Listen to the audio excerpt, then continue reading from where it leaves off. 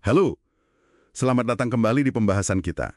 Iya, halo. Sumber kita kali ini beberapa gagasan dari buku Dr. Jordan Peterson, Beyond Order. Buku lanjutannya ya. Betul. Kita mau coba gali soal navigasi hidup yang rumit ini ya kan. Peran aturan, terus cari makna, hadapi sulitnya hidup. Oke? Tujuannya sih, ya biar kita semua, Anda juga, dapat intisari yang paling berguna gitu. Biar cepat dapat pencerahan lah. Siap. Oke? Mari kita bongkar ini. Nah, ide pertama yang langsung, wah ini dia nih, soal aturan sama struktur sosial. Ah, iya. Itu tema besar di bukunya. Peterson bilang, kita ini butuh aturan ya, biar tetap waras bareng-bareng. Agak beda nih sama yang fokusnya ke dalam diri terus. Maksudnya? Dia lebih lihat keluar gitu, ke peran komunitas. Ada contohnya? Sederhana banget. Anak kecil nunjuk sesuatu. Oh, oke. Itu kan bukan cuma nunjuk benda ya, tapi itu awal mula kita punya perhatian bareng, fondasi bahasa, cara kita sepakat mana yang penting. Masuk akal. Jadi kesepakatan sosial gitu ya? Iya, tapi bukannya aturan juga kadang bikin kita terkekang juga ya rasanya. Tentu saja. Nah, disitulah kuncinya. Keseimbangan. Keseimbangan. Iya. Kalau kita patuh buta aja ya bahaya. Bisa jadi stagnan, mandek, atau malah seremnya jadi tirani. Wah, iya juga ya. Dan ini nyambung banget sama aturan kedua di buku itu. Jangan sembarangan merendahkan institusi sosial atau pencapaian kreatif. Ah, itu dia aturannya. Jadi maksudnya? Maksudnya, kita perlu hargai dulu struktur yang udah ada, yang udah terbukti jalan gitu.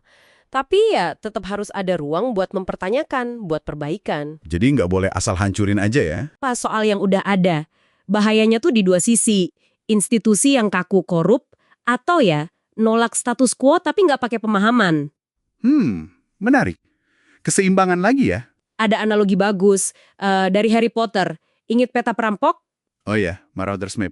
Nah, Harry kan harus bilang, saya bersumpah akan berbuat tidak baik buat aktifin peta itu. Dan dia sering banget kan melanggar aturan Hogwarts. Iya, sering banget.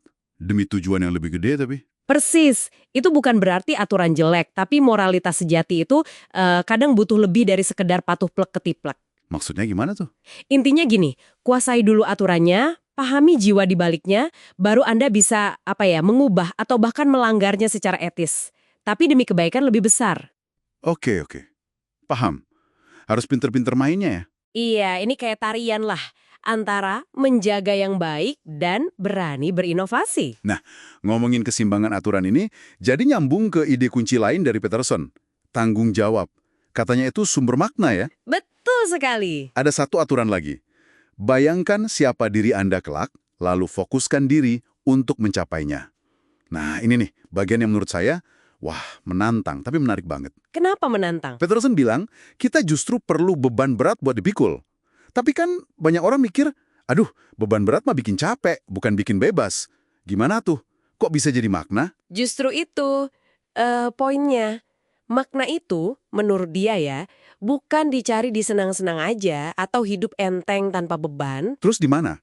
Makna itu muncul pas kita secara sadar ya, milih buat mikul tanggung jawab.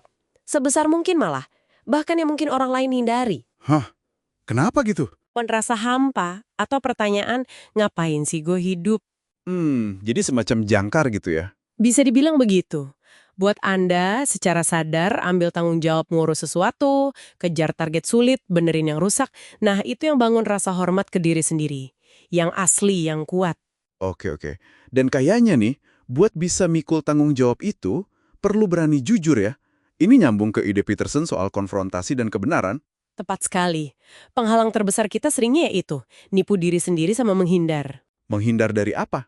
Dari kenyataan, dari konflik, dari kebenaran yang nggak enak. Ada contoh kliennya Peterson yang benci banget sama dekorasi rumahnya. Bertahun-tahun. Tapi nggak pernah ngomong jujur ke suaminya. Waduh. Terus gimana? Ya keselnya numpuk, jadi benci gitu. Kenapa sih kita sering hindari ngomong jujur? Ya takut ditolak, takut konflik, takut kelihatan lemah kan? Iya sih, bener juga. Tapi, kata Peterson, tiap kali kita hindari kebenaran, sekecil apapun itu, kita itu ngerusak kompas batin kita. insting yang harusnya nuntun kita. Jadi makin nggak peka gitu. Bisa jadi. Kayak cerita nunda buka surat pajak yang bikin deg-degan itu loh. Pas akhirnya kita beraniin diri hadapi, si monster itu seringnya nggak segede bayangan kita. Dan kita jadi lebih kuat. Iya, pernah ngerasain sih. Nah, kebohongan, penghindaran itu merusak mekanisme navigasi kita. Bikin kita tersesat. Oke, jadi udah jelas nih.